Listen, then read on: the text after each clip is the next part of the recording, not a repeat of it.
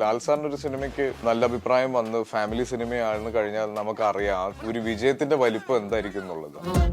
ഈ book my show എടുത്ത് നോക്കിയിട്ട് എല്ലാം ഓറഞ്ച് തെളിഞ്ഞു കിടക്കുന്ന കാണുമ്പോൾ നമുക്കുണ്ടാകുന്ന ഒരു സന്തോഷം ഉണ്ടല്ലോ.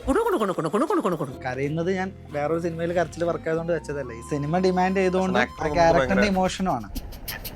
തമറ് കഥ പറഞ്ഞു കഴിഞ്ഞ് ദീപക് കരഞ്ഞു. അപ്പോഴേ തുടങ്ങി കഥ കേട്ടപ്പോ തന്നെ കണ്ണ് പറഞ്ഞു 38 മുട്ട എങ്ങാണ്ട് എറിഞ്ഞെറിഞ്ഞ് പൊട്ടിച്ചു.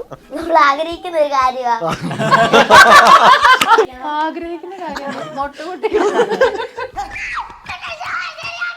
ഇവന്റെ ഈ സ്വഭാവം കാരണം എടുത്ത് എറിയായിരുന്നു ചെറുപ്പത്തിൽ. അങ്ങനെ അവൻ സേഫ് ആയിട്ട് പഠിച്ചതാണ്. സത്യേട്ടന്റെ സിനിമയാണ്. രണ്ടാമത്തെ സിനിമ കൊച്ചായിട്ടല്ല ഡിനോസറായിട്ടാണെന്ന് പറഞ്ഞാൽ നമ്മള് പോയി അഭിനയിക്കുമല്ലോ. എന്ത് വെച്ചെടുക്കാൻ പറ്റുന്ന ഒരു ഫേസിലാണോ ഇപ്പൊ ഉള്ളത്? ജീവിതം തന്നെ അങ്ങനെ കൊണ്ട് എത്തിച്ചു.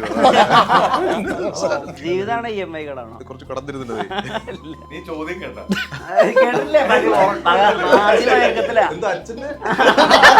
ഞാൻ വരുമ്പോ ആളുകൾക്ക് അത് റിലേറ്റബിൾ ആയിട്ട് തോന്നുന്നുണ്ട്. കാര്യം എനിക്ക് ഇപ്പോഴും ഒരു ജോലി കിട്ടിയിട്ടില്ല മലയാളികളുടെ കാഴ്ചപ്പാടില്. ഞാൻ അലസനായ യുവാവാണ് ഇപ്പോഴും. ആസിക്കാണോ ദീപകേട്ടനാണോ അടിപൊളി? രണ്ടുപേരും നല്ലപോലെ അഭിനയിക്കും. ആക്ടേഴ്സ് ഇപ്പൊ ന്യൂസിലൊക്കെ വരുന്ന എന്ത് കാര്യത്തിന് സിനിമ സോഫ്റ്റ് ടാർഗറ്റ് ആവുന്നുണ്ട്. മാങ്ങയുള്ള മാവില് കല്ലെറിയൂന്ന് പറയുമല്ലോ. ദീപക് ഉണ്ടെങ്കിൽ അതൊരു നല്ല സിനിമയാണ് എന്നുള്ള ഒരു കാഴ്ചപ്പാടിലേക്ക് എത്തിയിട്ടുണ്ട്. ഇതിനും അങ്ങനെ ഉണ്ടാവുമല്ലോ അല്ലെ? പടം ഹിറ്റാവുന്ന ഉറപ്പാ. പ്രൊമോഷൻ ആവശ്യമേ ഇല്ല.